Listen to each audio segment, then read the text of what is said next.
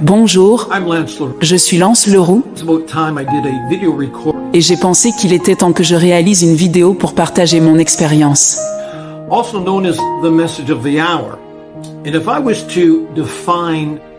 Cela fait environ 5 ans que j'ai quitté ce que l'on appelle le message, également connu sous le nom de message de l'heure. Si je devais définir ce qu'est ce message, je dirais simplement qu'il s'agit de l'ensemble des doctrines et des enseignements promus par William Branham.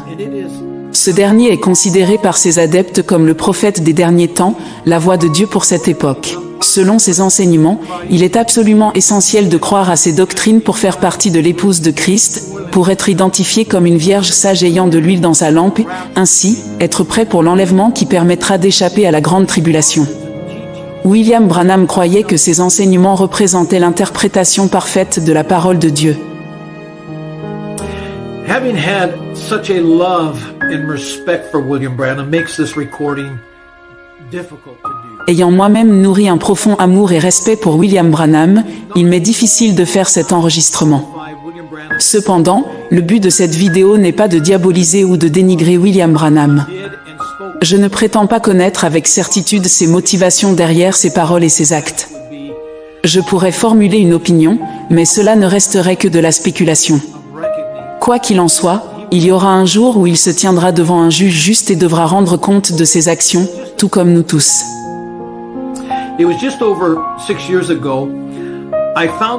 Il y a environ 6 ans, je me suis retrouvé à un carrefour spirituel. À ce moment-là, j'ai ressenti le besoin de réexaminer ce que je croyais depuis mes 19 ans. Mon questionnement ne portait pas sur le fait que William Branham ait pu être un pasteur, un évangéliste ou un acteur clé dans le réveil de guérison, ni sur ses divers dons. Non, ma réflexion portait sur une question fondamentale: était-il vraiment le prophète que je croyais qu'il était depuis tant d'années? I recall a pastor telling his congregation that none are qualified to examine William Branham or his ministry, even by scripture. Je me souviens d'un pasteur qui disait à sa congrégation que personne n'était qualifié pour examiner le ministère de William Branham, même à la lumière des Écritures. Cette déclaration m'a choqué. Depuis ma conversion, j'ai toujours cru que la Bible était l'autorité suprême, l'absolu final, par lequel nous pouvons discerner le vrai du faux, la vérité de l'erreur. Je n'étais pas d'accord avec cette affirmation. Ma question est la suivante: qui a qualifié les Béréens pour examiner ce que Paul enseignait à la lumière des Écritures de l'Ancien Testament? La Bible ne les critique pas pour cela, au contraire. Elle les qualifie de nobles, car ils avaient un caractère noble. Ils n'avaient pourtant que l'Ancien Testament, avec ses types et ombres, et non l'image parfaite.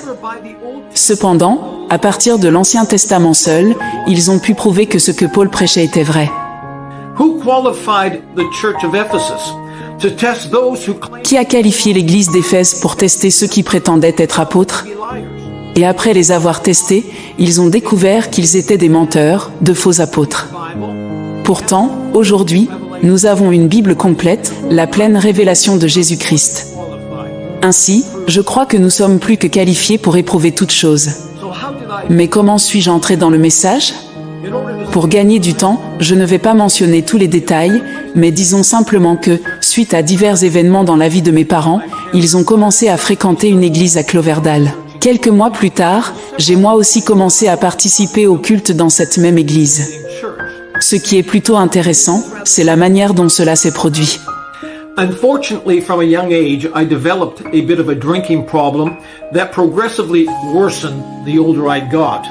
And there was a time that a friend and I entered into what I would call an agreement that we would quit drinking for a period of 1 month. And I think it was the next Friday that there was a house... Dès mon jeune âge, j'avais développé un problème d'alcool qui s'est aggravé avec le temps. Un jour, un ami et moi avons décidé, comme une sorte de pacte, d'arrêter de boire pendant 1 mois. Mais, le vendredi suivant, nous sommes allés à une fête. Mon ami n'a pas tardé à céder et à boire. Assis là, me sentant exclu, je suis finalement allé acheter une caisse de bière pour rattraper le temps perdu. Mais juste avant d'ouvrir la première bouteille, quelque chose m'a frappé, et ma résolution de ne pas boire a été renouvelée. J'ai vite compris que si je voulais tenir mon engagement de ne pas boire pendant 1 mois, je ne pouvais pas aller à des fêtes, dans des bars ou des tavernes. À cette époque, l'église de Cloverdale organisait des cultes le vendredi soir. J'ai donc décidé qu'au lieu de sortir pour faire la fête, j'irais à l'église avec mes parents.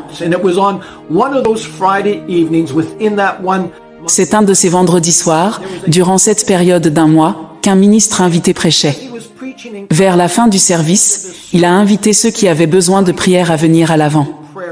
Je n'avais pas du tout l'intention de quitter mon banc, mais, avant même de m'en rendre compte, j'étais à l'avant de l'église, à genoux, demandant pardon à Dieu. J'ai reçu Jésus-Christ comme mon sauveur personnel. À ce moment-là, je ne savais rien du ministère de William Branham. J'ignorais même que beaucoup le considéraient comme un prophète. Je m'étais simplement donné à Christ. C'est après ma conversion que j'ai commencé à lire les livres du message et à écouter les sermons de William Branham. J'y découvrais toutes ces expériences surnaturelles dont il était seul témoin pour la plupart, ses visions, ses rêves, la visite d'anges, le fait de faire apparaître des écureuils par sa parole, les résurrections des morts, sa traversée au-delà du rideau du temps et ses lignes de discernement. Progressivement, sans examiner sérieusement les Écritures, j'en suis venu à croire qu'il était véritablement un envoyé. Par conséquent, j'ai été convaincu qu'il devait être le prophète de la fin des temps. En 1979, j'ai commencé à travailler pour l'Église, où je participais à un projet visant à améliorer la qualité audio des sermons enregistrés de William Branham. C'est à cette époque que je travaillais au bureau de l'Église en même temps qu'une jeune femme, qui allait devenir ma future épouse. En 1980, j'ai épousé cette jeune femme, Tammy Brown, et en octobre, nous célébrerons 39 ans de mariage. Dieu a été plein de grâce envers nous, nous bénissant avec 2 merveilleuses filles. Quand on regarde en arrière, on se rend compte à quel point la vie est courte. Comme la Bible le dit, elle n'est qu'une vapeur, et comme on le dit souvent, avant même que vous ne le réalisiez, le futur est devenu le passé. Mon épouse Tammy a grandi dans le message et a assisté à de nombreuses réunions au tabernacle Branham. À chaque fois que William Branham prêchait dans son église à Jeffersonville, Tammy et sa famille se levaient très tôt et faisaient environ 4 heures de route depuis Lima, dans l'Ohio, pour assister au service. En tant que jeune fille, en 1961, Tammy a même été dédiée par William Branham lui-même. Encore aujourd'hui, certains membres de sa famille étaient restés des adeptes dévoués du message jusqu'à ce qu'ils prennent connaissance de certaines vérités. En 1982, l'église de Cloverdale a traversé une scission. L'associé du pasteur avait commencé à promouvoir ce que j'appellerais la secte de la parousie au sein du message. Lorsqu'il a quitté l'église avec plusieurs familles, cela a ouvert la voie pour que le gendre du pasteur et moi-même entrions à plein temps dans le ministère. J'ai continué à servir dans ce ministère pendant les 27 années suivantes. En 2009, plusieurs personnes ont exprimé le désir de créer leur propre communauté, et nous avons appelé cette nouvelle assemblée Living Word Fellowship, la communion de la parole vivante. C'est cette église que j'ai dirigée en tant que pasteur pendant les 4 années et demie suivantes. Cependant, vers 2012, le responsable du chant de Living Word Fellowship et son fils qui était principalement responsable du site web Believe the Sign ont commencé à avoir de sérieux doutes sur le ministère de William Branham. En explorant ces questions, ils ont découvert de nombreuses incohérences. J'ai rencontré le responsable du chant et il m'a fait part de ses préoccupations. À ce moment-là, je n'avais aucune explication à lui offrir, aucune réponse à lui donner et aucune solution à proposer. Pourtant, j'étais encore convaincu que le message était vrai. Malgré les incohérences, je pensais qu'il devait y avoir une explication logique. Nous devions faire ce qu'on nous avait appris à faire. Chaque fois que nous rencontrions une contradiction ou une incohérence dans le message, nous devions la mettre sur l'étagère, convaincus que nous comprendrions mieux plus tard. Un jour, une personne a déclaré qu'elle avait tellement de choses sur son étagère que certaines commençaient à en tomber. Avec du recul, mettre les choses sur une étagère n'est pas une bonne idée. Ce n'est pas une politique saine sur le plan spirituel, mais malheureusement, cela reste encore aujourd'hui la pratique de beaucoup. C'est ainsi que je suis entré dans le message, et c'est un résumé de mon parcours en son sein. Mais maintenant, je vais mentionner certaines des raisons qui m'ont poussé à le quitter, des raisons vérifiables, dont la plupart proviennent directement des déclarations de William Branham lui-même, ainsi que d'articles que j'ai trouvés dans The Voice of Healing, un magazine qui promouvait largement le ministère de Branham. My journey out of the message, Mon départ du message n'a pas été rapide et brusque. but a slow process. A methodical C'était un processus lent, méthodique et, je dois le dire, rempli de beaucoup de chagrin. And the start of this journey, for the most part, can be traced. Ce processus a principalement commencé lorsque ma fille a posé des questions sur William Branham et son ministère. Now, this was closer to home. This was knocking on Cela me touchait personnellement. involved Cela frappait à ma porte. member Cela concernait un membre de ma famille. position. Sachant quelle était sa disposition, je savais aussi que je ne pouvais pas simplement lui dire de rejeter les questions qu'elle avait à cœur, de les oublier, de seulement croire ou de les mettre sur l'étagère. The shelf. I was her father. She was my daughter that had serious J'étais son père et elle était ma fille, avec des questions sérieuses. in my duty. Je pensais que c'était mon obligation et mon devoir d'au moins essayer d'y répondre de la meilleure façon possible. After all, she was raised in the message, and I did not want to see her leave it. Après tout, elle avait grandi dans le message, et je ne voulais pas la voir le quitter. Quelques-unes de ces questions portaient sur William Branham, sont ainsi dit le Seigneur, sa prophétie selon laquelle 300 000 personnes se réuniraient lors d'une réunion à l'étranger, et sur l'histoire d'un grand ours brun qui l'aurait abattu. It is only reasonable to conclude that if I possess truth, Il est tout à fait raisonnable de conclure que si je possède la vérité et que je sais que je possède la vérité, je ne devrais pas avoir peur de l'examiner. turn it upside down, Je devrais pouvoir la retourner dans tous les sens, la scruter sous tous les angles, l'examiner minutieusement. examining. Car en examinant la vérité, cela ne la transforme jamais en mensonge. If I have gold, I should not be afraid to allow the fire. Si j'ai de l'or, je ne devrais pas craindre de le faire passer par le feu, parce que je suis confiant qu'après le feu, j'aurai toujours de l'or. So I started to examine and test everything. Alors, j'ai commencé à examiner et tester tout ce qu'il avait dit à propos des 300 000 personnes qui se rassembleraient lors de l'une de ces réunions, ainsi que l'histoire de ce grand ours brun. Après avoir lu et recherché tout ce que je pouvais trouver, en passant au peigne fin le message, la seule conclusion possible était que ainsi dit le Seigneur avait échoué. However, I Cependant, je n'étais pas prêt à abandonner. not willing at that Je n'étais pas encore prêt, à ce moment-là, à m'éloigner du message. just Mon dernier espoir était d'écrire à Billy Paul, en espérant que peut-être, j'avais raté quelque chose. logical. Peut-être avais-je négligé un détail. And I still have Peut-être existait-il une explication logique. with me to J'ai encore cette lettre avec moi aujourd'hui, et je vais en lire un extrait dans un instant. feel I need to. Mais je sens qu'il est nécessaire de donner un peu de contexte. William Branham started prophesying in 1952 of this William Branham a commencé à prophétiser en 1952 au sujet de ces 300 000 personnes qui se rassembleraient lors d'une de ces réunions. Au début, il semblait un peu incertain quant au lieu où cela se produirait. Mais rapidement, il a identifié Bombay, en Inde, comme étant cet endroit. Now to support that, I want to read just Pour appuyer cela, je vais lire quelques citations. this is in 1952 July. Voici ce qu'il a dit en juillet 1952. Je vais en Afrique, puis en Inde, où j'accomplirai J'irai en une vision Afrique, que Dieu m'a et de donnée là de en 300 Inde, 000 où personnes. j'accomplirai une vision que le Seigneur m'avait donnée au sujet de 300 000 personnes. Et n'oubliez pas, gardez cela à l'esprit. En mars 1953, il déclare « Notez-le dans votre Bible et observez les rapports lorsque je reviendrai d'Inde. Time I looked Il y aura 300 000 personnes assistant aux réunions là-bas, en même temps. Et alors le Seigneur a donné la vision et a dit, en Inde, 300 000 personnes assistent à une seule réunion. Notez cela, voyez si c'est juste ou pas. En décembre 1953, je veux que vous reteniez ceci, amis, et que vous l'écriviez. Cela sera l'une des plus grandes réunions que l'histoire du monde ait connue depuis la Pentecôte, lorsque nous irons en Inde. C'est écrit ici, dans la dernière page de ma Bible, une vision, et elle ne peut échouer. En mai 1954, marquez mes mots dans les pages de votre Bible, ainsi dit le Seigneur. Souvenez-vous, lorsque nous arriverons en Inde, vous entendrez parler de dizaines de milliers de personnes sauvées, multipliées par des milliers. Le Saint-Esprit l'a dit, je l'ai écrit ici dans ma Bible, et c'est écrit dans des dizaines de milliers d'autres Bibles, comme la résurrection du petit garçon par une vision. Je l'ai inscrit. Il y en avait 300 000 là-dedans. Cela a été Vous verrez si cela n'est pas vrai.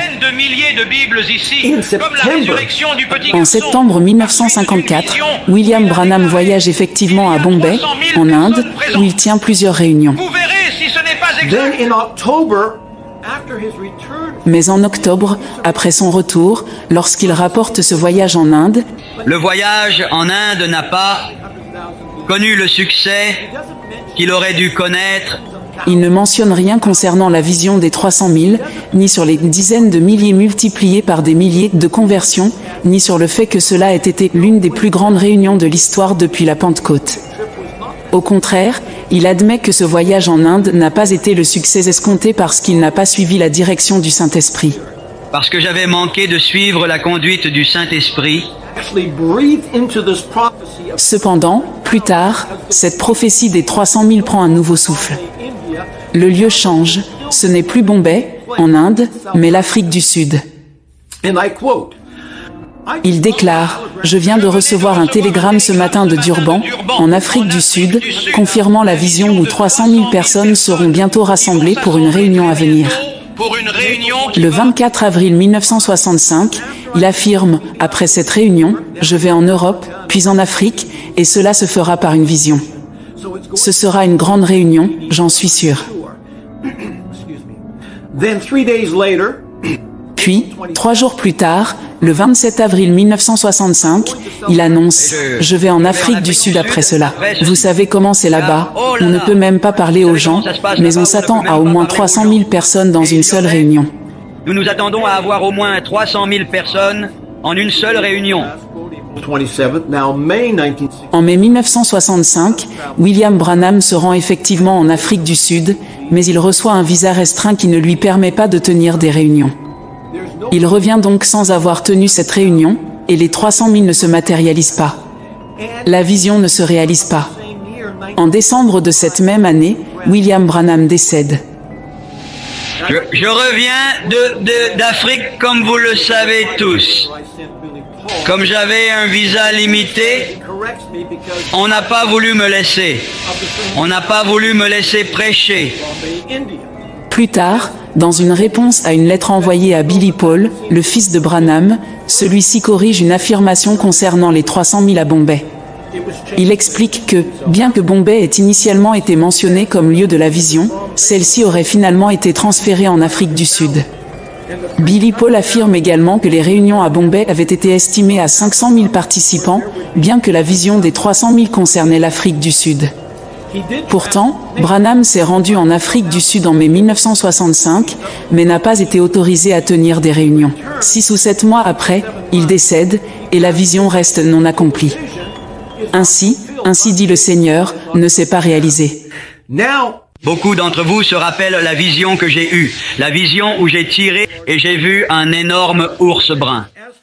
Cela pourrait être un Kodiak, un grand ours brun qu'on trouve dans la région côtière de l'Alaska. Cet ours sera là.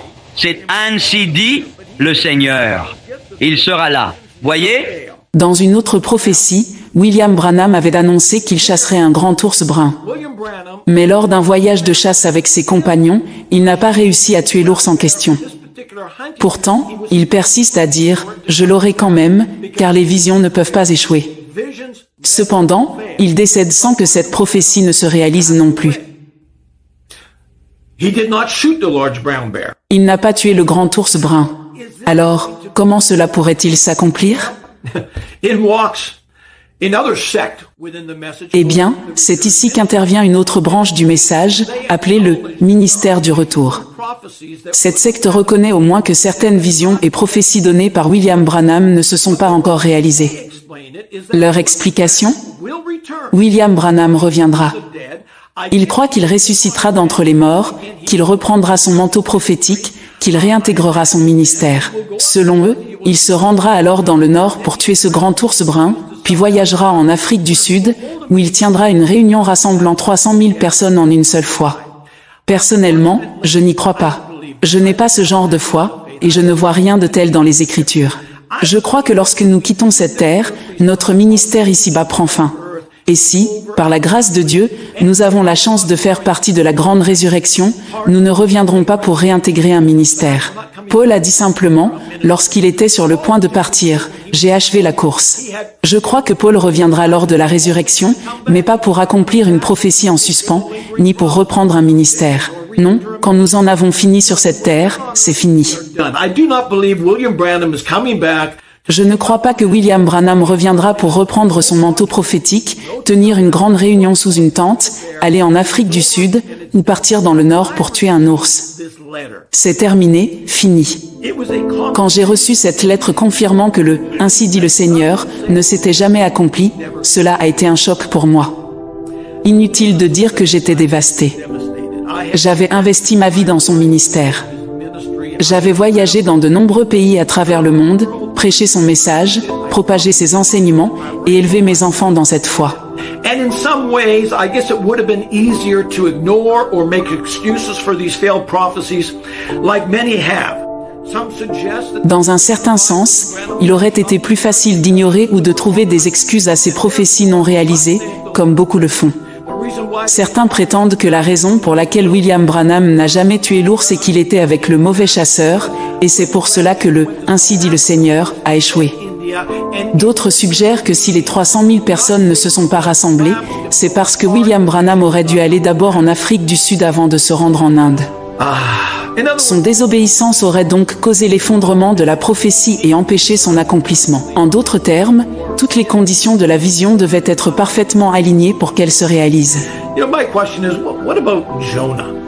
He was commissioned to go to Nineveh, but he didn't want to go to Mais alors, que dire de Jonas? Desire. Dieu l'avait envoyé à Ninive, mais Jonas ne voulait pas y aller. And Il voulait suivre son propre plan et partir pour Tarsis. wow, Il est même monté à bord d'un navire pour y aller. overruled. Cependant, Dieu n'a pas permis que la volonté de Jonas surpasse la sienne. Il a envoyé une tempête et préparé un poisson pour amener Jonas là où il devait être, afin de prévenir les habitants de Ninive du jugement à venir. Certains pourraient se demander pourquoi Dieu a épargné la ville de Ninive, même après que Jonas a annoncé que le jugement frapperait dans 40 jours. Certains pourraient même être tentés de comparer l'histoire de Jonas aux prophéties non réalisées de William Branham pour justifier ses échecs. Mais je vous en prie, résistez à cette tentation. Il n'y a aucune connexion, aucun point commun entre ces deux récits. Rien dans l'histoire de Jonas ne peut être utilisé pour expliquer les prophéties échouées de William Branham. And if you read Jeremiah chapter 18, I think it may clear it up for you. Pour clarifier cela, je vous encourage à lire Jérémie, chapitre 18. The Bible says that, Pensez également à Joseph et Marie. but Ils vivaient à Nazareth, et pourtant, la prophétie annonçait que Jésus-Christ devait naître à Bethléem.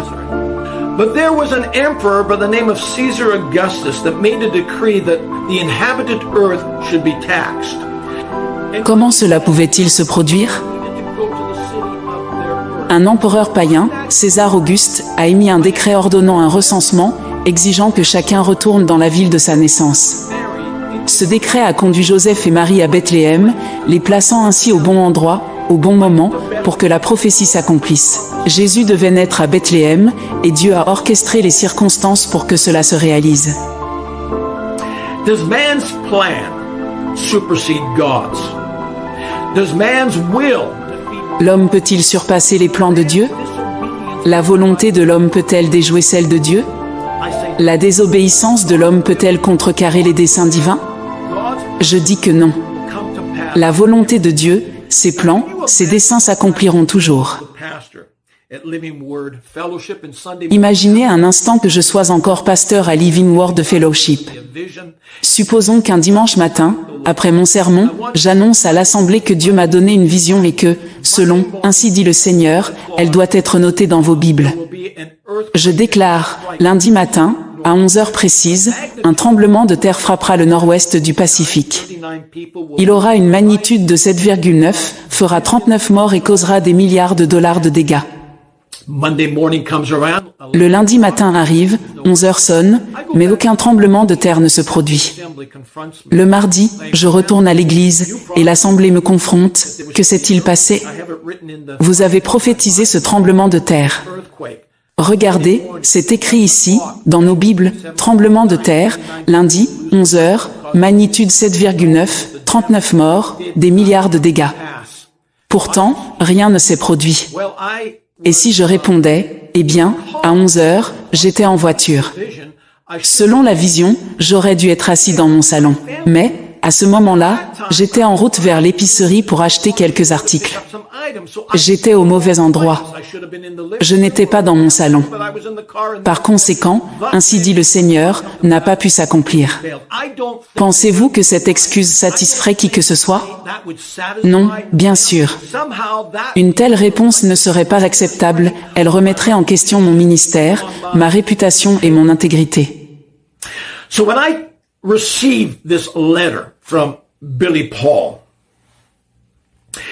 I could not with a clear Lorsque j'ai reçu cette lettre de Billy Paul, je ne pouvais pas, en toute conscience, inventer des excuses pour justifier l'échec de ces prophéties. Je devais affronter des questions honnêtes avec des réponses honnêtes. 3 questions simples se posaient à moi. A-t-il prophétisé? La réponse est facile, oui. Yes. Was it thus saith the Lord? Était-elle un ainsi dit le Seigneur? Là encore, la réponse est claire, car je l'ai entendu dire, ainsi dit le Seigneur, et demandé d'écrire cela dans nos Bibles. Oui, c'était bien présenté comme, ainsi dit le Seigneur. Cette vision s'est-elle accomplie? C'est ici que cela devient difficile. La réponse honnête est non. Pas d'excuses, pas de détour, cela ne s'est jamais accompli. Now, we're confronted with a Bible verse. Deuteronomy 18, 20 through 22. But the prophet who presumes to speak a word in my name, which I have not commanded him to speak. Et cela nous confronte à un passage biblique, Deutéronome 18, 20 à 22, mais le prophète qui aura l'audace de dire en mon nom une parole que je ne lui aurai pas commandé de dire, ou qui parlera au nom d'autres dieux, ce prophète-là mourra. Peut-être diras-tu dans ton cœur, comment reconnaîtrons-nous la parole que l'Éternel n'aura point dite? Quand ce que dira le prophète n'aura pas lieu et n'arrivera pas, ce sera une parole que l'Éternel n'aura point dite. C'est par audace que le prophète l'aura dite, n'aie pas peur de lui. Ce passage fait parfaitement sens. Si un homme se lève, se proclame prophète et déclare un « Ainsi dit le Seigneur », mais que cela ne s'accomplit pas, alors Dieu ne l'a pas envoyé, Dieu ne lui a pas parlé, Dieu ne l'a pas utilisé. I had entered into what I would call a valley of decision. I could remain in my comfort zone with what I was familiar with my church. Je me suis retrouvé dans ce que j'appellerais une vallée de décision. Je pouvais soit rester dans ma zone de confort avec mon Église, mes amis, ma réputation ou bien obéir à Deutéronome 18 et faire ce que la Bible dit. Ma préoccupation n'était pas de savoir si je devrais rendre compte aux hommes. Non, tous, nous devrons un jour rendre compte devant Dieu. Et il nous demandera, « Que as-tu fait de ma parole ?» Au moment où j'ai démissionné de mon poste de pasteur à Living Word Fellowship, j'ai rencontré les diacres de l'Église. J'étais naïf, pensant qu'une fois par mois, je pourrais continuer à prêcher à l'Assemblée en me limitant uniquement à la Bible. Je me disais que je ne citerais plus 10, 20, voire 50 fois William Branham, mais que je me contenterais de prêcher les Écritures. Mais je savais que les diacres étaient conscients de mes grandes réserves sur le ministère de William Branham. Et j'ai vite compris qu'ils ne me permettraient pas de continuer à prêcher. Well, I was aware that the deacons knew I was having some big issues with the ministry of William Branham. And being aware that they knew that I was having these issues, I came to an understanding that they were not going to permit me to continue to minister at the church. So I briefly discussed with them some of these issues that I was having with the ministry of William Branham. J'ai brièvement discuté avec eux des problèmes que je rencontrais par rapport au ministère de Branham. J'ai évoqué les prophéties échouées et mentionné ce que j'appelais des exagérations extrêmes. Well, after that meeting, I might have attended just a couple more services, but that was somewhat of my exit out of the church. And I told them at that time that I felt... Après cette réunion, je n'ai assisté qu'à quelques services supplémentaires, mais ce fut en quelque sorte ma sortie définitive de l'Église. À ce moment-là, j'ai expliqué que je me sentais comme Martin Luther, qui a dit « Aller à l'encontre de sa conscience n'est ni juste, ni sûr ». Pour moi, continuer à faire comme si de rien n'était, était impossible. Ma conscience ne me le permettait pas. Je ne pouvais plus excuser ces choses. Malheureusement, depuis lors, il y a eu une avalanche de contradictions et de désaccords. J'ai découvert un site web contenant de nombreuses anciennes éditions des magazines Voice of Healing, qui promouvaient William Branham ainsi que d'autres ministères. Dans plusieurs éditions des années 1950, après le voyage de William Branham en Finlande, on peut lire 3 témoignages concernant la résurrection supposée d'un garçon finlandais renversé par une voiture. Ces 3 récits sont essentiellement similaires. One was given by a local pastor who was traveling in the same car with William Branham. The second was given by Jack Moore, who was also in the car with William Branham. And the third was given by William Branham himself, that appeared in the Voice of Healing magazine.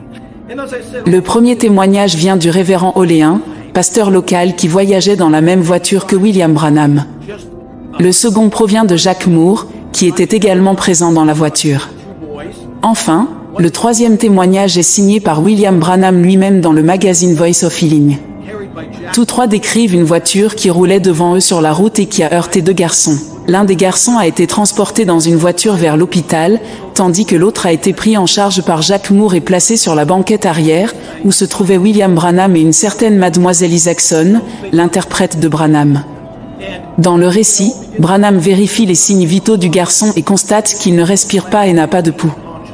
Il pense donc que l'enfant est mort et commence à prier. En arrivant à l'hôpital, le garçon reprend conscience. Il pleure en étant transporté à l'intérieur de l'établissement, où il passe 3 jours avant d'être autorisé à sortir. so now I want to quote something that was found in the Voice of Healing, written by William Branham. Among the ministers were Brother Gordon. Dans le magazine Voice of Healing, William Branham écrit ceci: parmi les ministres présents se trouvaient le frère Gordon Lindsay et le frère Jack Moore, avec qui je suis associé. Une voiture mortelle, située à environ 300 mètres devant nous, a percuté un petit garçon, le projetant au sol avant de lui passer dessus avec une telle force qu'il a été rejeté près du trottoir. Il indique donc que la voiture était à environ 300 mètres d'eux. Un sprinter peut parcourir cette distance en 30 secondes, et une voiture devrait facilement la couvrir en moins de 20 secondes. Cela signifie que, du moment où le garçon a été percuté jusqu'à l'arrivée de Branham sur les lieux, il ne s'est écoulé que 20 secondes environ. Branham poursuit. He says, Brother Jack Moore picked him up and brought him back into the car with us. We saw that he was dead. I looked at the little boy and thought I recognized him. Then I remembered that he was the little boy I had seen in the vision, who was 8 or 10 years old with light brown hair, who was poorly dressed. I held him to my body and began to pray. Suddenly his life came back. Now this is very important, because William Branham is referring back to a vision. Frère Jack Moore l'a ramassé et l'a amené dans la voiture avec nous. And while the boy Nous avons vu qu'il était mort. En le regardant, j'ai pensé le reconnaître. Je me suis souvenu qu'il s'agissait du petit garçon que j'avais vu dans une vision, un enfant de 8 à 10 ans, aux cheveux châtain clair, pauvrement habillé. Je l'ai pris dans mes bras et j'ai commencé à prier. Soudain, il est revenu à la vie. Ce détail est crucial, car William Branham fait référence à une vision qu'il dit avoir eue 2 ans auparavant. Pendant que le garçon est sur ses genoux dans la voiture, en route vers l'hôpital, il remarque la couleur et la coupe de ses cheveux, ainsi que ses vêtements modestes. C'est à ce moment qu'il reconnaît que sa vision est en train de s'accomplir. Une fois à l'hôpital, ils apprennent qu'un autre garçon avait également été heurté par la voiture, mais que, caché à leur vue, il avait été transporté à l'hôpital par un autre véhicule. Cet autre garçon est resté inconscient pendant 2 jours. This is his written testimony. But when William Branham begins to give his oral testimony behind pulpits across the country, he changes the details to such a degree that you could not identify that he speaks. Cependant, lorsque William Branham partage cette histoire oralement lors de ses prédications à travers le pays, il modifie les détails à tel point qu'on ne peut plus reconnaître qu'il s'agit du même événement. Ces témoignages écrits et oraux sont donc incohérents. Lorsqu'il prêche, il affirme que le garçon était mort depuis une demi-heure et qu'un manteau avait été placé sur son visage. William Branham raconte qu'il n'a pas voulu regarder le garçon, pensant alors à son propre fils, Billy Paul, qu'il n'avait pas vu depuis un moment. Il devient ému et commence à s'éloigner, mais il sent une main sur son épaule. Pensant qu'il s'agissait d'un frère, il se retourne, mais il n'y a personne. La main reste sur son épaule. Il baisse les yeux et voit le garçon avec le manteau sur le visage. À ce moment, il observe le paysage environnant les arbres, les rochers et commence à réaliser que sa vision de 2 ans auparavant s'accomplit. Selon son récit oral, ce n'est pas dans la voiture que la vision s'est réalisée, mais lorsque le garçon, déclaré mort depuis une demi-heure, est revenu à la vie devant une foule de 500 personnes, incluant le maire de la ville. Ce n'est plus dans la voiture que le garçon, déclaré mort, a été transporté 2 secondes après l'accident avant de reprendre vie en route vers l'hôpital. Maintenant, il commence à affirmer que le garçon est resté mort pendant une demi-heure, le visage recouvert d'un manteau, entouré par 500 personnes et le maire de la ville, réunis autour du corps. Et après avoir identifié que la vision se réalisait, il demanda à mademoiselle Isaacson d'interpréter pour lui, car il voulait s'adresser à l'assemblée. Je lis ici l'un des messages où il témoigne oralement. Il dit « Parlez vite, sœur Isaacson », et il veut dire qu'elle interprète pour lui. J'ai dit « Si le Seigneur Dieu, dans le pays de l'Amérique, il y a 2 ans, l'a écrit sur les Bibles de ses frères, voyons si ce petit garçon n'est pas debout vivant dans les 5 minutes qui suivent, je quitterai la Finlande avec une pancarte sur mon dos disant « Faux prophète ». Oh, c'est une chose si merveilleuse quand vous savez ce que Dieu va faire. J'ai rassemblé les gens, je me suis agenouillé et j'ai dit, Seigneur Dieu, dans notre pays natal, tu as parlé de cette vision, et je sais que, dans ta grande volonté prédestinée, c'est déjà accompli. Alors, ô mort, rends la vie de ce petit garçon. Et Dieu, qui est mon juge solennel, devant cette Bible, cet après-midi, le petit garçon s'est levé sur ses pieds, aussi normal qu'il l'était 1 heure avant d'être heurté. Dans un autre endroit, il raconte, pendant que je priais pour le petit garçon, ses os étaient brisés. Il avait été projeté à 10 mètres dans les airs, puis roulé sous les roues et violemment jeté au milieu de la rue, du sang s'échappant de sa bouche et de ses oreilles. Alors que je l'examinais, aucun battement de cœur n'était perceptible depuis plus de 30 minutes. Et en 5 minutes, le petit garçon bondissait et courait partout en louant Dieu. Pour moi, cela est très troublant. L'échec des « Ainsi dit le Seigneur » ainsi que ces 2 prophéties, comme celle des ours et celle des 300 000, représentent une remise en question de son ministère. Mais ici, c'est son intégrité qui est en cause. Que s'est-il passé avec le récit initial où l'enfant est transporté dans la voiture? Qu'en est-il du trajet vers l'hôpital? De l'identification de l'enfant avec sa coupe de cheveux, la couleur de ses cheveux et ses vêtements? Où est passé le récit où l'enfant reprend conscience, pleure en arrivant à l'hôpital et y reste 3 jours avant d'être libéré? Tout cela change complètement. Maintenant, il affirme que le garçon s'est immédiatement levé sur ses pieds et a couru en louant Dieu. Ce qui me perturbe profondément, c'est qu'il affirme cela en disant « Dieu est mon juge solennel, avec ma Bible ouverte devant moi ». Comment peut-il dire cela? Comment peut-il invoquer Dieu et la Bible alors que son propre témoignage écrit, ainsi que ceux de 2 autres témoins, contredisent ses affirmations? Et la Bible dit, par la bouche de 2 ou 3 témoins, toute chose sera établie. Cette contradiction est alarmante pour moi. Tammy and I had breakfast with a pastor of a church in the United States and his wife. And I shared with him how the details. Tammy et moi avons pris un petit déjeuner avec un pasteur américain et sa femme, et je lui ai partagé les détails du témoignage concernant le garçon finlandais. Je lui ai montré comment les détails du récit, du témoignage écrit à l'oral, étaient complètement changés et irréconciliables.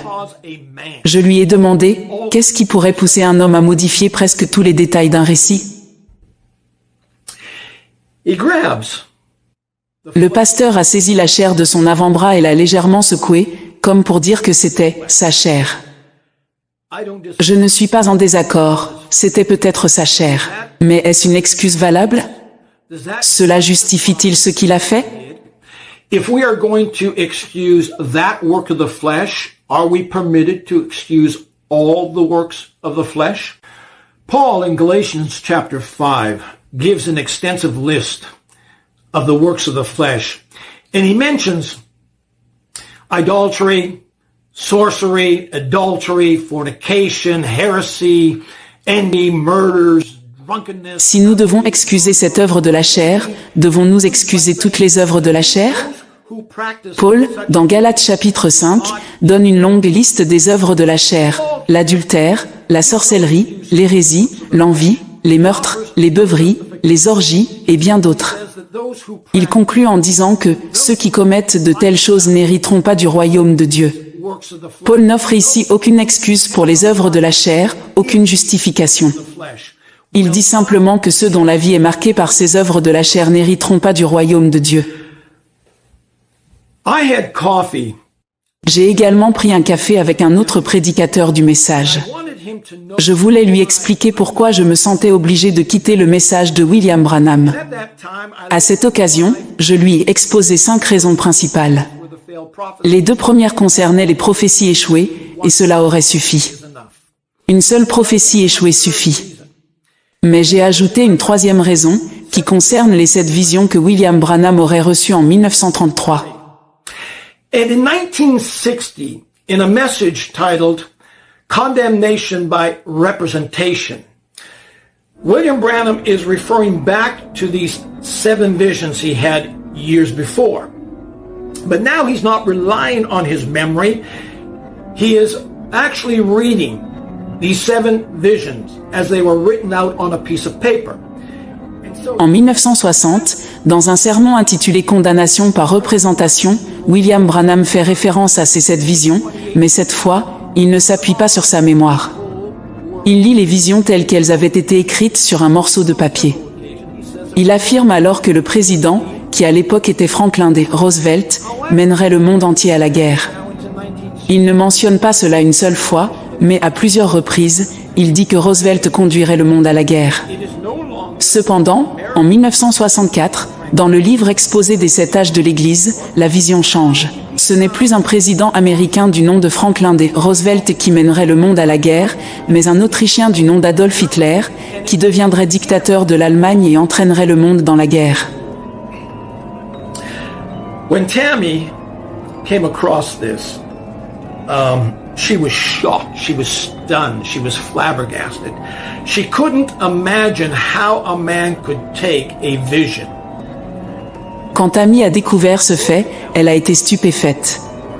Elle était abasourdie, incapable d'imaginer comment un homme pouvait transformer une vision où il était question de Roosevelt menant le monde à la guerre en la modifiant pour y inclure Adolf Hitler. Par quel pouvoir, par quelle autorité, un homme peut-il altérer un ainsi dit le Seigneur? Lorsqu'elle a lu cela et que cela a vraiment résonné en elle, ce fut sa première étape pour sortir du message. As a matter of fact, she was ready to leave the message before I was. The fourth reason I gave En fait, elle était prête à quitter ce mouvement avant moi. La 4e raison que j'ai donnée à ce pasteur concernait le changement des détails de la guérison du garçon en Finlande. La 5e portait sur une vision qu'il aurait eue à 5 ou 6 ans à propos du pont municipal traversant la rivière Ohio, reliant Louisville, Kentucky, à Jeffersonville, Indiana. Dans cette vision, il voyait 16 hommes tomber du pont dans la rivière et se noyer. La vision comprenait également un panneau indiquant 22 ans. Now there's 2 problems with this vision. Problem number 1. William Branham said that he was born Or, 2 problèmes se posent avec cette vision. that he was 5 or 6. Premier problème, William Branham affirme être né en 1909 et dit avoir eu cette vision à 5 ou 6 ans. The vision Cela placerait l'année de la vision en 1914. and he was 5. Ensuite, il déclare que la vision a mis 22 ans pour se réaliser, ce qui nous amène à 1936. Problème. Le pont municipal a été achevé, inauguré et ouvert en octobre 1929, soit 7 ans avant la date de 1936 donnée par Branham. And then he Les calculs ne tiennent pas. Le second problème, un couple a tenté de prouver la véracité de cette vision, cherchant à confirmer que ces hommes étaient bien tombés du pont et s'étaient noyés. Ils ont passé environ 4 mois à fouiller les archives, journaux, articles et même les registres des gardes-côtes, mais n'ont trouvé aucune preuve. Ils ont bien trouvé des articles mentionnant 2 ouvriers morts durant la construction du pont, mais aucun ne s'était noyé dans la rivière. Premier problème, William Branham affirme être né en 1909 et dit avoir eu cette vision à 5 ou 6 ans. Cela placerait l'année de la vision en 1914. Ensuite, il déclare que la vision a mis 22 ans pour se réaliser, ce qui nous amène à 1936. Problème. Le pont municipal a été achevé, inauguré et ouvert en octobre 1929, soit 7 ans avant la date de 1936 donnée par Branham. Les calculs ne tiennent pas. Le second problème. Un couple a tenté de prouver la véracité de cette vision, cherchant à confirmer que ces hommes étaient bien tombés du pont et s'étaient noyés. Ils ont passé environ 4 mois à fouiller les archives, journaux, articles et même les registres des gardes-côtes, mais n'ont trouvé aucune preuve. Ils ont bien trouvé des articles mentionnant 2 ouvriers morts durant la construction du pont, mais aucun ne s'était noyé dans la rivière. This minister took the weight of those 5 reasons I gave and put it on one side of the scale. And on the other side of the scale, ce pasteur à qui j'ai exposé ces 5 raisons les a pesées sur une balance. D'un côté, il y avait ces faits accablants, et de l'autre, il y avait le don de William Branham, sa capacité de discernement et la visitation d'un ange. Pour lui, cela surpassait tout. Malheureusement, cette attitude non scripturaire est trop commune parmi les adeptes très endoctrinés du message. Vous pouvez leur exposer toutes ces prophéties échouées, des histoires modifiées ou des événements falsifiés, et tout cela sera rejeté sous prétexte qu'il y aurait eu du surnaturel dans le ministère de Branham, simplement parce qu'il pouvait appeler les gens par leur nom, révéler leur adresse ou leur maladie, et affirmer avoir reçu la visite d'un ange. Pour eux, cela prouve qu'il était prophète, alors qu'il y avait également plusieurs erreurs dans ses discernements. There was a minister by the name of Paul Cain, who's recently died, who at around the age of 18 was the youngest to minister in the Voice of Healing revival back in the 1940s and the 1950s. He was even with William Branham in a number of meetings helping in praying for the sick. Now he claimed the angel of the Lord appeared to him on several occasions. He had visions. Cependant, un prédicateur nommé Paul Cain, autrefois associé au réveil Voice of Healing des années 1940 à 1950, avait aussi des visions, des rêves et des visites d'anges. Il appelait les gens par leur nom, révélait des détails sur leur vie et était considéré par beaucoup comme un prophète. Pourtant, en 2004, il fut découvert qu'il était un alcoolique et pratiquait l'homosexualité.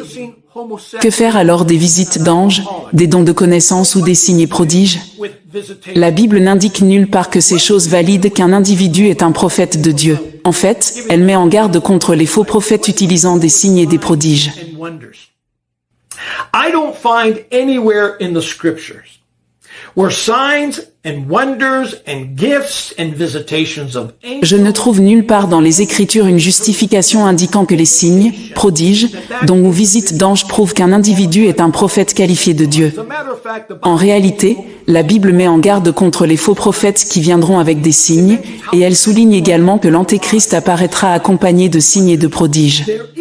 Il existe d'ailleurs une écriture de l'Ancien Testament qui, selon moi, met en lumière la véritable justification ou, devrais-je dire, les qualifications d'un prophète. And it's found in 1 Samuel chapter 3, 19 through 20.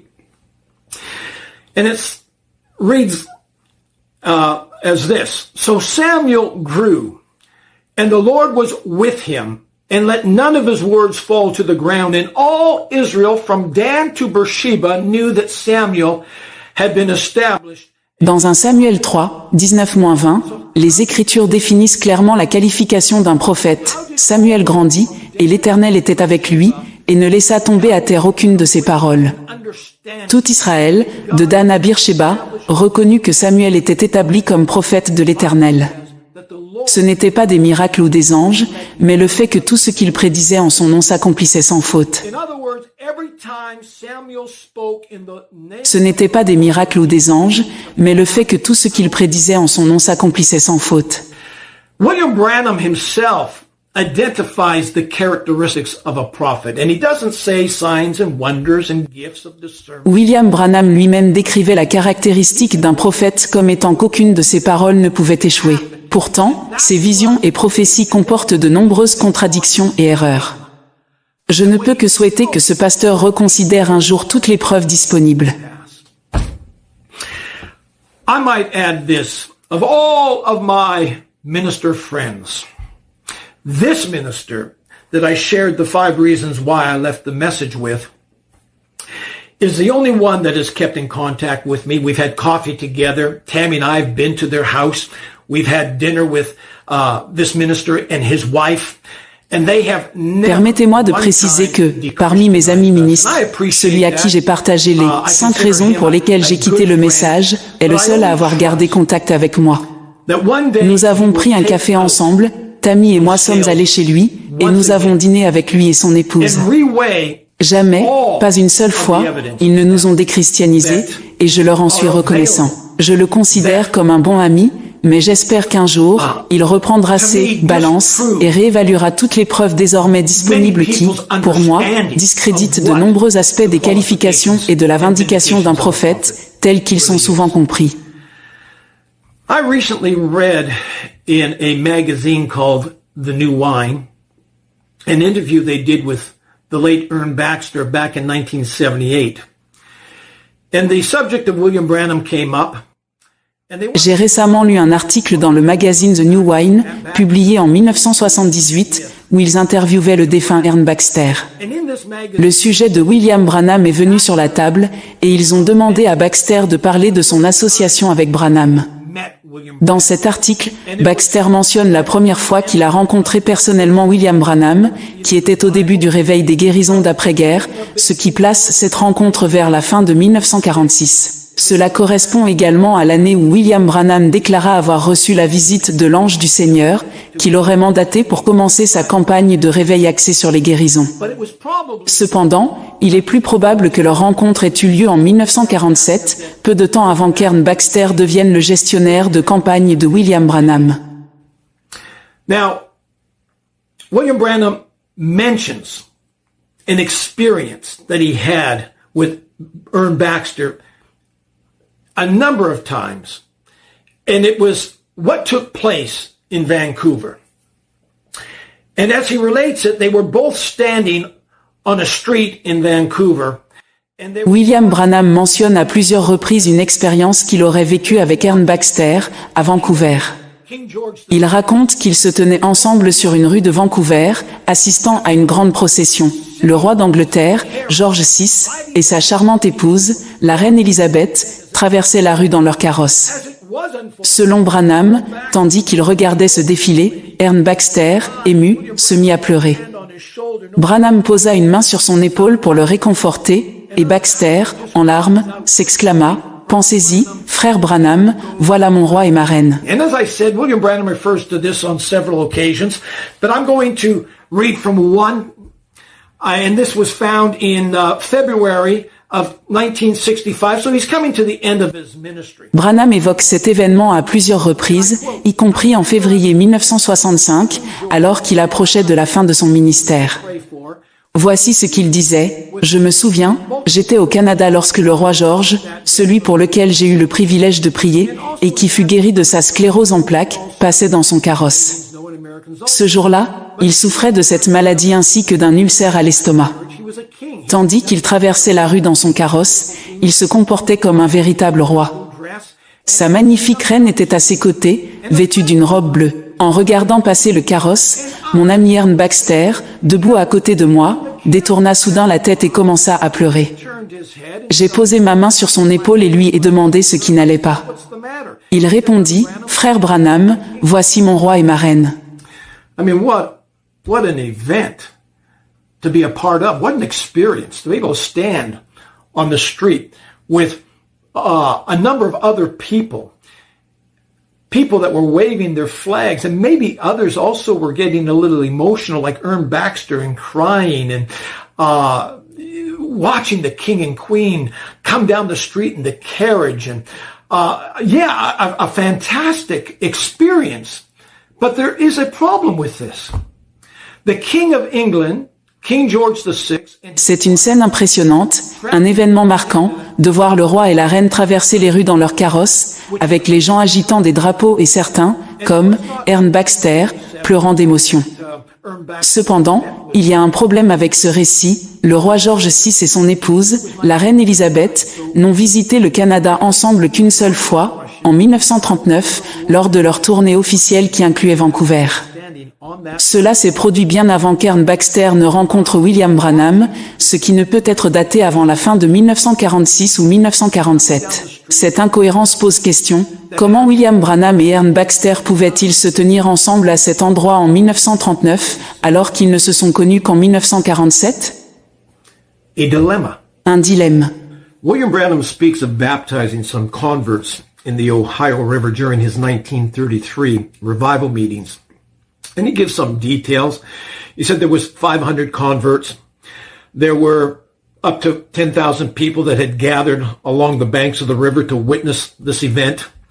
There was a light that descended out of heaven. There was a voice that spoke as John the Baptist foreran the first coming, so your message shall forerun the second coming. And he refers to this. Un autre exemple concerne les baptêmes que William Branham affirme avoir effectués dans la rivière Ohio en 1933 lors de ses réunions de réveil. Il donne plusieurs détails, il prétend qu'il y avait 500 convertis et jusqu'à 10 000 personnes rassemblées sur les berges pour assister à l'événement. Il ajoute qu'une lumière descendit du ciel et qu'une voix se fit entendre, déclarant « Comme Jean-Baptiste a été envoyé pour précéder la première venue, ton message précédera la seconde venue. » Il mentionne également que cet événement a été rapporté dans un article de presse qui, selon lui, fut publié par l'Associated Press et diffusé à travers le monde anglophone, y compris au Canada. Il dit, l'article est paru partout dans le monde anglophone. Nous avons cet article. Cependant, il n'existe aucune preuve de l'existence d'un tel article diffusé par l'Associated Press. Si Voice of God Recording possédait effectivement cet article, il ne fait aucun doute qu'il l'aurait produit sans hésitation. Alors, pourquoi ne l'ont-ils pas fait? Un article local a été retrouvé, mais il rapporte simplement ceci. 14 conversions ont été signalées lors d'une réunion sous tente, organisée à 8 heures dans la rue Pratt par le révérend William Branham. On peut se demander, si un journal trouvait pertinent de rapporter 14 conversions, pourquoi n'aurait-il pas mentionné un événement aussi spectaculaire que celui décrit par Branham, impliquant 500 convertis, une lumière céleste et une voix divine? How much more 500? How much more 10,000 gathered along the riverbank? Combien plus impressionnant serait-il qu'un événement attire 500, voire 10 000 personnes rassemblées le long d'une rive pour en être témoins? Combien plus impressionnant encore qu'une lumière descende du ciel accompagnée d'une voix qui parle? Je pense que cela mériterait d'être rapporté par la presse. Et bien que William Branham ait affirmé que l'article relatant cet événement avait circulé à travers tout le pays, le monde anglophone et jusqu'au Canada, n'est-il pas étonnant et étrange qu'aucun article n'ait jamais été produit? In the construction of the Branham Tabernacle, as they laid the cornerstone, he mentioned Lors de la construction du tabernacle Branham, alors qu'on posait la pierre angulaire, Branham mentionne que dans cette pierre angulaire, il avait placé une page de garde de sa Bible contenant une vision ou des visions écrites dessus. Il affirme également que d'autres personnes avaient apporté de petits objets symboliques. Selon lui, ces personnes étaient probablement celles qui avaient bénéficié de son ministère et voulaient être associées à la construction du tabernacle. Il va même plus loin en affirmant que des catholiques avaient déposé leur chapelet dans cette pierre angulaire. Branham a déclaré à un moment donné, ici, dans cette pierre angulaire, si nous pouvions l'ouvrir ce soir, nous trouverions une page de garde de ma Bible, où Dieu m'a dit d'être évangéliste. Well, about 10 years later, they did burst into the cornerstone. And I think it was in the early 1970s, a car struck the corner of the Branham Tabernacle, damaging this cornerstone. And it was decided that the cornerstone should be open to see. Cependant, environ 10 ans plus tard, dans les années 1970, un véhicule percuta le coin du tabernacle Branham, endommageant la pierre angulaire. Il fut décidé de l'ouvrir pour en examiner le contenu. À cette occasion, de nombreuses personnes, dont mon beau-père, se rassemblèrent pour assister à cet événement. Imaginez le choc et la surprise lorsque, à l'ouverture de la pierre angulaire, elle fut trouvée vide. Il n'y avait ni page de garde, ni objet symbolique, ni chapelet catholique. Une explication avancée fut que Dieu aurait peut-être retiré le contenu. Mais pourquoi Dieu aurait-il trouvé nécessaire de retirer ces objets? William Branham avait à plusieurs reprises décrit ce qui se trouvait dans la pierre angulaire, donc son contenu n'était pas un mystère. Pourquoi alors retirer la page de garde, les objets symboliques et les chapelets catholiques? Cela reste inexpliqué. William Branham claimed that the angel of the Lord appeared and commissioned him at the same hour, the same day, the same month Israel became a nation. William Branham a également affirmé que l'ange du Seigneur lui était apparu et l'avait mandaté à la même heure, le même jour et le même mois qu'Israël devenait une nation. Cependant, Branham donne 2 dates différentes pour cette visite angélique, au mois de mai 1946 et en mai 1947. Or, selon l'histoire, Israël est devenu une nation en mai 1948, pas en 1946 ni en 1947. Afin de justifier cette incohérence, certains ont suggéré que Branham faisait référence à la reconnaissance divine d'Israël. Cependant, un examen attentif de ces déclarations montre qu'il parlait de la reconnaissance d'Israël par les nations du monde, et non par Dieu. Ainsi, cette justification ne tient pas.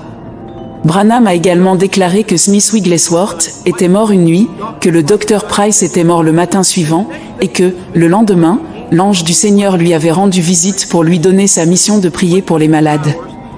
Selon lui, il aurait été sur le terrain dans les 24 heures qui ont suivi. Mais là encore, il y a un problème. Le Dr Price est mort le 8 mars 1947, tandis que Smith Wigglesworth est mort le 12 mars 1947, soit plusieurs jours après, et non à quelques heures d'intervalle. Branham ne pouvait donc pas avoir été visité par l'ange du Seigneur dans les 24 heures suivant leur décès. Lorsque William Branham raconte pour la première fois sa vision de rencontre avec des anges, le 23 décembre 1962, il mentionne 5 anges et décrit une grande explosion. Il n'était pas sûr de ce que cela signifiait et pensait que cela pouvait se référer à sa propre mort. Mais il déclara ensuite, non, il y avait 5 anges, ce qui signifie la grâce. However, a week later, in December 30th, 1962, the vision begins to change. He now states that the number of angels was no less than 5 and no more than 7. But afterwards, even in the same December 30th, 1962 message, cependant, une semaine plus tard, le 30 décembre 1962, son récit change. Il affirme désormais qu'il y avait au moins 5 anges et pas plus de 7. Mais après ce jour-là, il ne parle plus jamais de 5 anges, il s'en tient uniquement à 7. Pourquoi ce changement? Peut-être que cet ange s'accordait mieux avec les 7 sceaux qu'il voulait prêcher. Le livre de l'Apocalypse est rempli du chiffre 7, 7 églises, 7 chandeliers, 7 étoiles, 7 anges, 7 sceaux, 7 tonnerres, 7 trompettes et 7 coupes. Pourtant, il semble plus raisonnable de penser que le premier récit de cette vision, raconté alors qu'il était encore frais dans sa mémoire, aurait été correct. Ce premier récit mentionne 5 anges, pas 7. Pourquoi donc a-t-il changé ce détail? I came across a number of articles in the Voice of Healing that spoke of the raising up of Florence Nightingale Sherlaw. But when William Branham speaks of this healing of this woman, j'ai également trouvé plusieurs articles dans The Voice of Healing mentionnant la guérison de Florence Nightingale Sherlock. Branham affirme qu'il y avait jusqu'à 10 personnes présentes dans la pièce lors de sa prière, 2 infirmières, un médecin, 2 ou 3 ministres, et que pendant leur prière, une colombe se posa sur le rebord de la fenêtre, marchant de long en large et roucoulant. Il ajoute que cette colombe distrayait les ministres, qui la regardaient. Quand Branham termina sa prière, il voulut demander si c'était une colombe apprivoisée, mais, avant de pouvoir parler, il fut frappé par une inspiration et déclara, « Ainsi dit le Seigneur, elle vivra et ne mourra pas. » However, in the Voice of Healing, February 1954 issue, cependant, dans le numéro de février 1954 de The Voice of Healing, Gordon Lindsay interviewe William Branham sur cet événement. And in telling this event, he mentions that when they arrived at the airport, there was a minister that greeted them and told them that Florence Nightingale Sherlaw had already arrived in England. So now, this particular minister that met William Branham and his traveling party also submitted a letter to Voice of Healing, which I will read in just a moment. So I'm quoting William Branham's interview, just a portion of it that he had with Gordon Lindsay. Cependant, dans le numéro de février 1954 de The Voice of Healing, Gordon Lindsay interviewe William Branham sur cet événement. Voici un extrait, un ministre et d'autres personnes étaient dans la maison, y compris une infirmière. La femme dormait, et on m'a dit qu'elle voulait que je demande à Dieu de la laisser mourir à cause de son état misérable. Je ne pouvais pas faire cela. Nous nous sommes donc tous agenouillés pour prier. Quand je me suis relevé, j'allais faire une remarque sur l'état de la femme, mais à ce moment, quelque chose m'a dit qu'elle vivrait et ne mourrait pas. Notez ce qui manque dans ce récit, il ne mentionne ni médecin, ni colombe, ni 2 ou 3 ministres supplémentaires, ni un ainsi dit le Seigneur. Il dit simplement que quelque chose lui a dit que la femme vivrait et ne mourrait pas. Dans un autre article de The Voice of Healing, mars 1960, toujours sur la guérison de Madame Sherlock, il est écrit qu'elle souffrait d'un cancer de l'estomac et devait être nourrie par voie intraveineuse. Ses amis avaient appris que le groupe de Branham se trouvait à Londres et l'ont transporté d'Afrique. Quand le groupe de Branham arriva à l'endroit où elle séjournait, son état était pitoyable. Après la prière, Branham lui dit qu'il pensait qu'elle irait mieux. Là encore, aucune mention de « ainsi dit le Seigneur ». Il dit simplement qu'il pensait qu'elle irait bien. Notez ce qui manque dans ce récit, Branham ne mentionne ni la présence d'un médecin, ni celle d'une colombe, ni la participation de 2 ou 3 ministres supplémentaires. De plus, il n'affirme pas avoir reçu un « ainsi dit le Seigneur ». Il se contente de dire que quelque chose lui a indiqué que la femme vivrait et ne mourrait pas.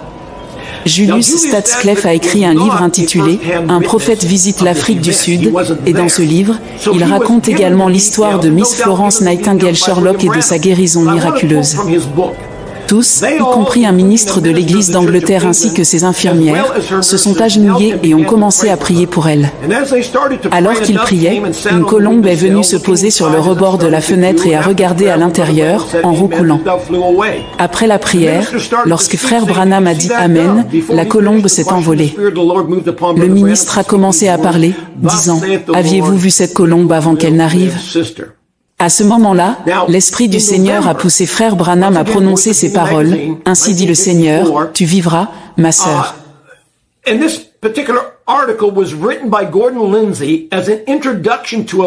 Cependant, dans le numéro de novembre 1954 du magazine The Voice of Healing, Gordon Lindsay a publié un article en introduction à une lettre écrite par le révérend William Francis, qui avait été présent lors de l'événement. Le révérend Francis a rédigé cette lettre pour soutenir William Branham et défendre la réalité de la guérison miraculeuse de Miss Sherlock. Il avait lu le récit de Julius Stadscleffe, mais il avait remarqué que certains détails étaient erronés. Il souhaitait corriger ces inexactitudes. Now again, this is the introduction given by Gordon Lindsay leading up to this letter. A serious attack has been made upon Brother Branham by Prophecy Magazine. Voici ce que Gordon Lindsay écrit en introduction. Une attaque sérieuse a été dirigée contre frère Branham par Prophecy Magazine, affirmant que frère Branham est un imposteur et que la guérison de Miss Florence Nightingale Sherlock, à qui il a administré son ministère, était une fraude. Le caractère insolent de cette attaque trahit l'esprit satanique de ceux qui l'ont menée. L'éditeur de The Voice of Healing, qui était présent lorsque Miss Florence Nightingale Sherlock a été priée, bien que n'étant pas dans la pièce, a reçu la lettre suivante du révérend William Francis, qui était présent lors de cet événement. Sa lettre parle d'elle-même. Cher frère Lindsay, salutations. Afin de me présenter, je suis le ministre qui a rencontré frère Branham et son groupe de 4 personnes, dont vous faisiez partie, à l'aéroport de Londres le vendredi saint de 1950. Vous vous souviendrez qu'au cours de l'après-midi du dimanche suivant, frère Branham et moi-même avons rendu visite à Miss Florence Nightingale Sherlock dans la maison de sa mère, au 11 Clarendon Road, Londres. Une enquête concernant la guérison de Miss Sherlock a attiré mon attention. Bien que je n'ai pas été en contact avec la World Science Review, je tiens à préciser qu'il y avait quelques petits détails dans le rapport de Julius Stadscleffe qui n'étaient pas tout à fait exacts. Toutefois, ces inexactitudes n'altèrent en rien le caractère miraculeux de la guérison de notre sœur Miss Sherlock. Nous n'étions que 4 personnes dans la pièce cet après-midi-là, Miss Sherlock, sa mère, frère Branham et moi-même.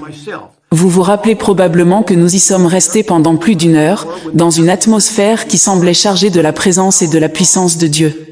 Frère Branham a pris la main de Miss Sherlock et a offert une prière très courte, après quoi il lui a demandé de manger.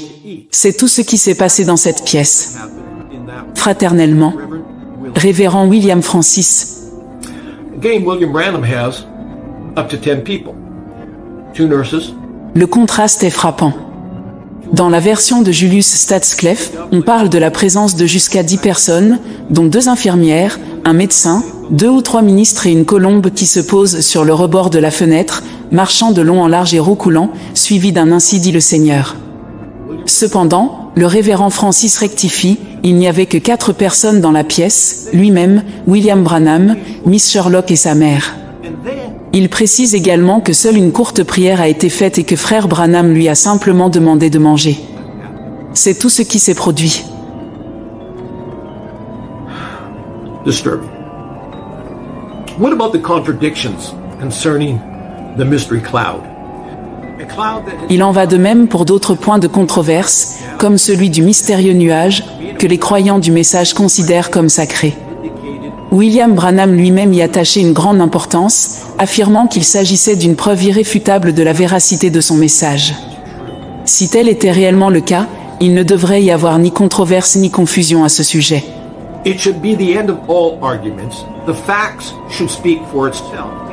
Les faits devraient parler d'eux-mêmes, mais il existe des détails concernant ce nuage qui ne peuvent être niés. Fait numéro 1. Le 28 février 1963, un nuage mystérieux a été aperçu au-dessus de Flagstaff. Pictures of this cloud appeared in the Des photos de ce nuage mystérieux sont apparues dans l'édition de mai du magazine Life. Fait numéro 2, William Branham ne mentionne pas immédiatement ce nuage.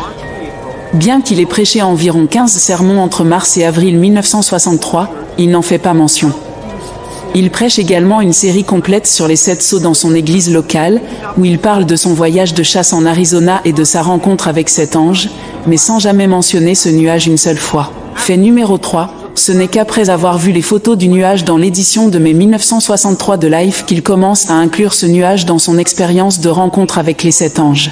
And the first time he refers to this cloud is in June 1963, where he said that cloud appeared a day or La première fois qu'il évoque ce nuage est en juin 1963, où il déclare que ce nuage est apparu un jour ou 2 avant ou après sa présence sur les lieux.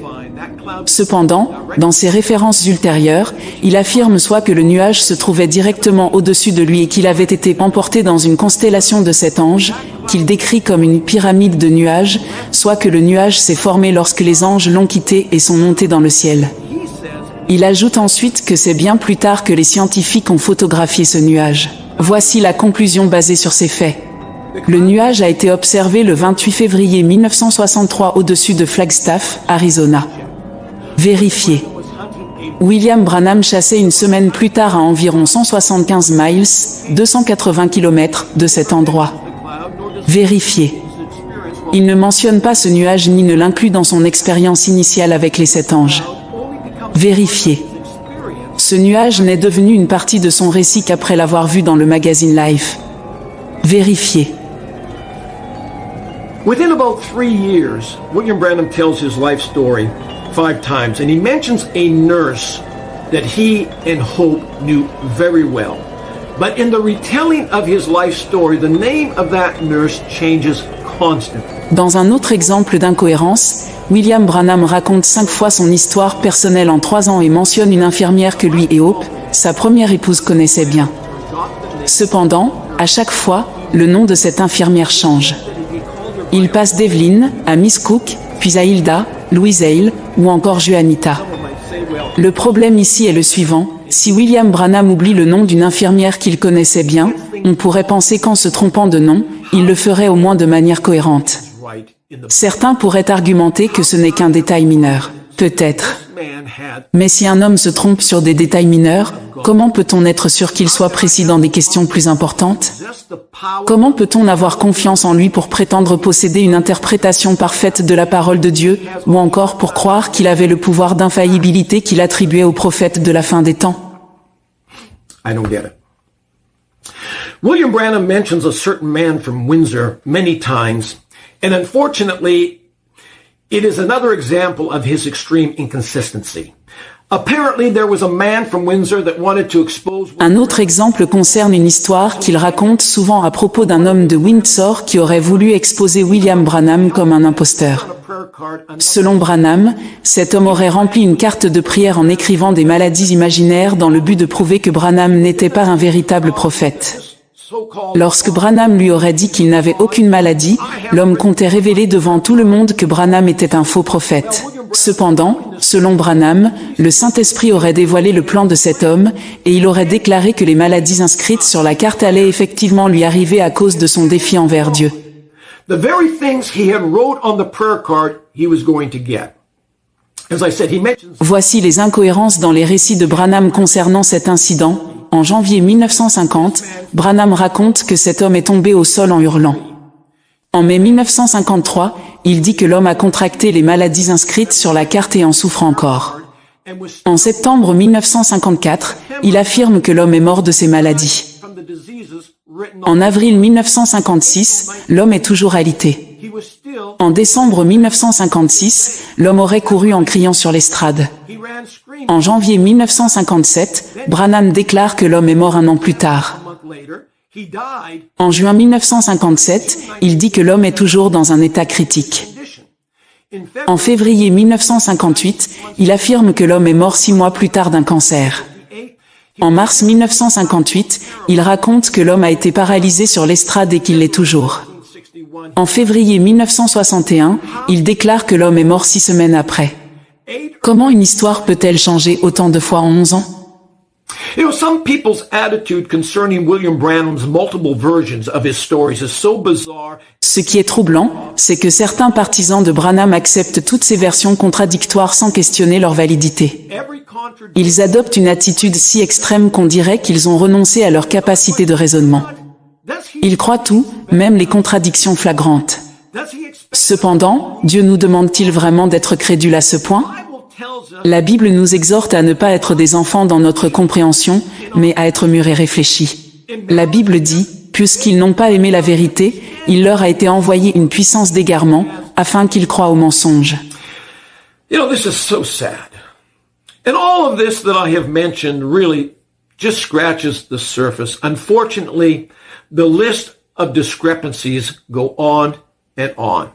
And sadly, being warned by their pastor or their spiritual leaders, most refuse to... Tout cela est profondément triste, et ces exemples ne sont qu'une infime partie d'une longue liste de contradictions et d'incohérences dans les récits de Branham.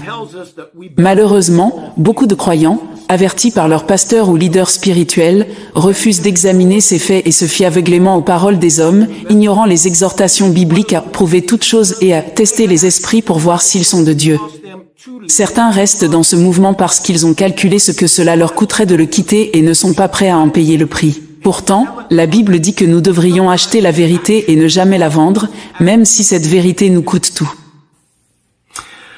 What I find disturbing is those who are aware of these things, the flaws, the inconsistencies, the discrepancies, and yet are content to overlook them. Ce qui est encore plus inquiétant, c'est que ceux qui connaissent ces incohérences et ces défauts choisissent de les ignorer et de le cacher à leurs fidèles. Mais quand d'autres, poussés par leur conscience, estiment qu'ils n'ont pas d'autre choix que de quitter ce mouvement, ils sont vilipendés, condamnés et traités d'incrédules, voire pire. Comme cela se passe exactement chez les témoins de Jéhovah et d'autres sectes apocalyptiques, certains leaders du message vont même jusqu'à dire également que la place la plus chaude en enfer est réservée à ceux qui quittent le message. Une telle affirmation est absurde et choquante. Pourtant, beaucoup de ceux qui ont quitté le message développent sans encombrement un profond et véritable amour pour Jésus-Christ et une grande estime pour la Bible, la parole unique de Dieu. Ils réalisent simplement que la croyance en Jésus est largement suffisante. Jésus est suffisant pour l'enlèvement. Jésus est certainement suffisant pour leur entrée dans le royaume éternel. They no longer need any mortal to stand between them and their Savior. They have no need of a mediator. And comments like this pastor made reveals the level of importance they place on the ministry of William Branham. It appears that they elevate his word equal to the very word of God, and therefore, if you walk away from William Branham, you have walked away from the Lord himself. I'm wondering if there is... Les véritables chrétiens n'ont pas besoin qu'un humain se place entre eux et leur sauveur. Ils n'ont pas besoin d'un médiateur. Pourtant, des commentaires comme celui de ce pasteur montrent à quel point ils accordent une importance démesurée au ministère de William Branham. il semblerait qu'ils mettent ces paroles au même niveau que celles de Dieu. Selon leur perspective, s'éloigner de William Branham reviendrait à s'éloigner de Dieu lui-même. Cela soulève une question d'hypocrisie. Si ces leaders et pasteurs du message disposaient ne serait-ce que de la moitié des preuves irréfutables des nombreuses failles contenues dans le message, et qu'ils débattaient avec un mormon suivant Joseph Smith ou un témoin de Jéhovah suivant Charles Russell, ils n'hésiteraient pas à leur présenter cette liste. Ils les inciteraient à analyser les faits par eux-mêmes, à les vérifier soigneusement et à ne permettre à personne de les en dissuader, car il en va de leur salut éternel. It's pitiful that those who condemn C'est pitoyable de voir que ceux qui nous condamnent demeurent incapables de fournir la moindre explication raisonnable ou le moindre argument logique en réponse à nos questions. J'ai lu quelques arguments que je qualifierais de pathétiques, comme celui affirmant que la vision de William Branham concernant le pont municipal ne concernait pas vraiment le pont municipal, même si Branham avait dit que c'était le cas, mais plutôt le Big Four Bridge, construit en 1895, soit 14 ans avant la naissance de Branham, ou encore le pont de Sydney Harbour, en Australie, construit en 1932. Mais ce raisonnement pose un problème. William Branham a dit que le pont passait au-dessus de la rivière Ohio, et à ma connaissance, la rivière Ohio ne se trouve pas à Sydney en Australie. Another excuse is that he misinterpreted the bridge vision. And to support that claim, they refer to Peter's vision of the sheet that came down out of heaven, and on that sheet was all manner Un autre prétexte avancé est qu'il aurait mal interprété la vision du pont. kill and eat. Pour soutenir cette idée, certains font référence à la vision de Pierre dans la Bible, où un drap descendait du ciel rempli de toutes sortes d'animaux et où Pierre reçut l'ordre de tuer et de manger. May have been just La Bible mentionne que Pierre était perplexe quant à la signification de cette vision. Peter was perplexed. Cependant, la perplexité de Pierre n'a duré que peu de temps, au maximum quelques jours. William Branham De plus, même pendant qu'il était perplexe, Pierre n'a jamais essayé de donner sa propre interprétation à la vision. En revanche, si William Branham avait vraiment mal interprété sa vision du pont, il serait resté confus toute sa vie. in 19 Tout au long de son ministère, il continuait à parler de ce pont, jusqu'en 1964, un peu plus d'un an avant sa mort. to William Branham On pourrait penser qu'une vision de cette importance aurait poussé Dieu à le corriger, surtout si Branham entretenait une telle connexion avec lui. corrected him. To me, Cela semblerait logique. Certains suggèrent que la prophétie ratée de Branham concernant la chasse à un grand ours brun pourrait se réaliser pendant le millénium. fulfilled in the millennium. Mais honnêtement, je doute que Smith et Wesson ou Remington soient encore en activité durant le millénium, fabriquant des fusils et des armes. Guns and rifles. Pour ceux qui croient qu'il est possible que Branham chasse un ours pendant le millénium, sous prétexte que toutes les visions doivent s'accomplir, considérez cette citation de William Branham, relatant une conversation qu'il aurait eue avec Charlie Cox. Branham dit, « Il y a quelque temps, j'étais dans le Kentucky avec lui, et il m'a dit, « Frère Branham, pensez-vous qu'au millénium, vous et moi pourrons chasser des écureuils ?» And I will J'ai répondu, « Je ne pense pas, Charlie. » Charlie, Il a dit, « Eh bien, nous aimons tellement ça. think we will. Pensez-vous que nous le ferons quand nous serons dans le millénium ?» I said no. J'ai répondu, non, rien ne sera tué dans le millénium. You know, if you consider William Branham to be a prophet, then that's his thought on going hunting in the millennium. You know, it appears that many have buried Si vous considérez William Branham comme un prophète, voilà ce qu'il pensait de la chasse dans le millénium. they believe. Pourtant, il semble que beaucoup ont enfoui leur tête dans le sable et ne savent que crier, croyez seulement. Word, but when it Mais nous sommes appelés à croire uniquement en Christ et en sa parole. ministry, Lorsqu'il s'agit du ministère d'un homme mortel, nous devons tout examiner. see, Pensez à la puissance de cette déclaration de William Branham, « Je dois quitter ce monde, et vous aussi. here, Si je pars en tant que faux prophète, je perdrai mon âme et je perdrai la vôtre avec moi. » C'est une déclaration lourde de conséquences. powerful statement. Si quelqu'un croit que cette déclaration est vraie et exacte, alors il a tout intérêt à s'assurer que Branham était bien ce qu'il prétendait être. Who he claimed. Vous feriez mieux de prouver qu'il remplissait les qualifications d'un prophète. And what is the qualification of a prophet? It's a lot more than signs and wonders.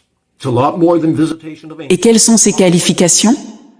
Ce n'est pas seulement des signes et des prodiges, ni des visites d'anges, ni un don particulier. Comes to pass. C'est le fait que chaque fois qu'il déclare « Ainsi dit le Seigneur », cela s'accomplit sans aucune erreur. William Branham, even Malheureusement, beaucoup ne suivent pas les propres conseils de William Branham, même lorsqu'il se réfère à l'autorité des Écritures.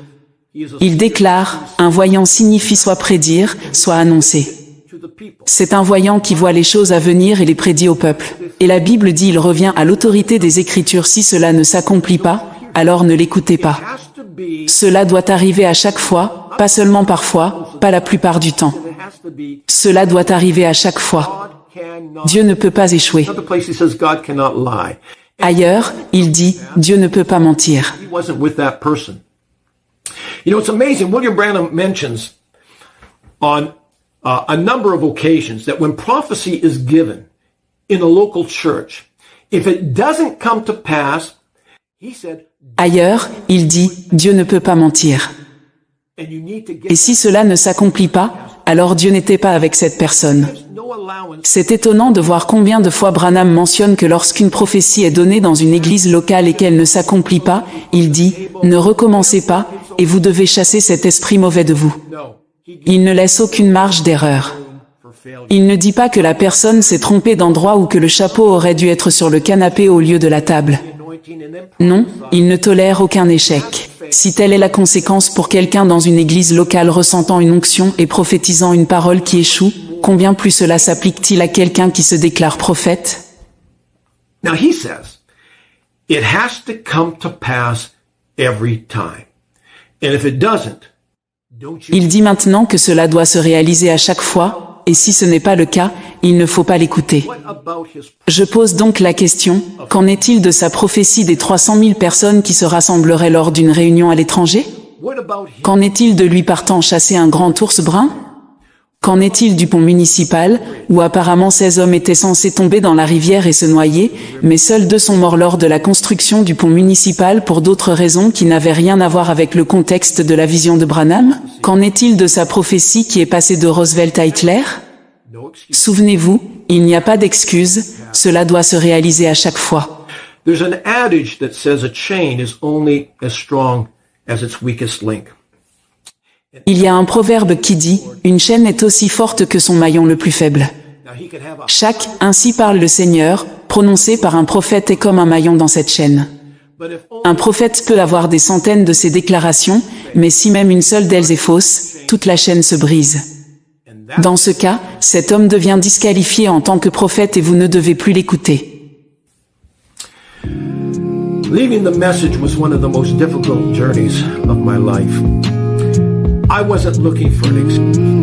Quitter le message a été l'un des voyages les plus difficiles de ma vie. Je ne cherchais pas d'excuses pour partir. Au contraire, si quelque chose, je cherchais des raisons de rester. Peut-être y avait-il des personnes qui étaient heureuses de partir, heureuses de quitter le message, car elles n'y avaient jamais cru, elles n'étaient pas engagées, elles ne l'aimaient pas, elles ne pouvaient pas le vivre. Mais ce n'était pas mon témoignage. Lorsque vous avez cru en quelque chose toute votre vie d'adulte, le mois où j'ai eu 19 ans, j'ai commencé à fréquenter une église du message, et ce en quoi je croyais est devenu ma vie. Et quand vous avez des amis avec qui vous avez grandi, une église que vous avez soutenue, la décision de la quitter vous arrache le cœur. La douleur est infinie. Et peut-être que, d'une certaine manière, je ne me remettrai jamais complètement de cette expérience.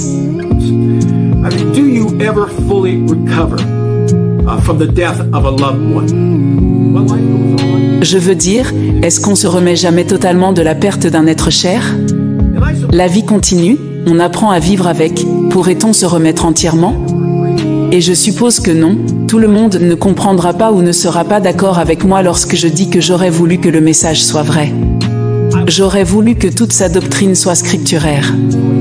J'aurais voulu qu'il n'ait rien enlevé hors de son contexte en se référant à la Bible.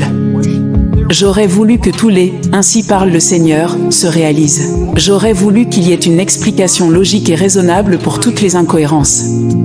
Pourquoi? Parce que j'avais investi ma vie dedans. J'avais un tel amour pour cela, je me nourrissais de cela, je l'étudiais. Marcher loin de quelque chose que vous avez gardé longtemps près de votre cœur n'est pas facile. I'm well aware of the responsibility I have for all the years I spent in the ministry. And I know that I am accountable for the things I preached. And even though I believe with all of my heart I was sincere and careful to Je suis bien conscient de la responsabilité que j'ai pour toutes les années passées dans le ministère, et je sais que je suis responsable des choses que j'ai prêchées. I have asked God Et bien que je croie de tout cœur que j'étais sincère et que j'ai pris soin de prêcher la vérité, je sais qu'avec cette vérité, j'ai aussi prêché l'erreur et le mensonge. J'ai demandé à Dieu de me pardonner à plusieurs reprises pour les erreurs et les mensonges que j'ai propagés, et par sa miséricorde, je crois qu'il m'a pardonné. Mais avec cela, si quelqu'un voit cette vidéo et m'a entendu prêcher dans le passé, même une seule fois, je tiens à vous demander de me pardonner pour toute erreur et toute fausse déclaration que j'ai pu faire et pour vous avoir induit en erreur de quelque manière que ce soit. And I will conclude by reminding you of the priestly prayer that was spoken over the children of Israel. And it goes like this. The Lord bless you and keep you. Je vais conclure en vous rappelant la prière sacerdotale qui a été prononcée sur les enfants d'Israël, et elle va ainsi: le Seigneur te bénisse et te garde, le Seigneur fasse briller sa face sur toi et te fasse grâce, le Seigneur tourne sa face vers toi et t'accorde la paix. Et avec cette prière de bénédiction, je fais également confiance à ce Saint-Esprit plein de grâce qui nous a été donné et qui continuera à nous guider tous dans sa pleine.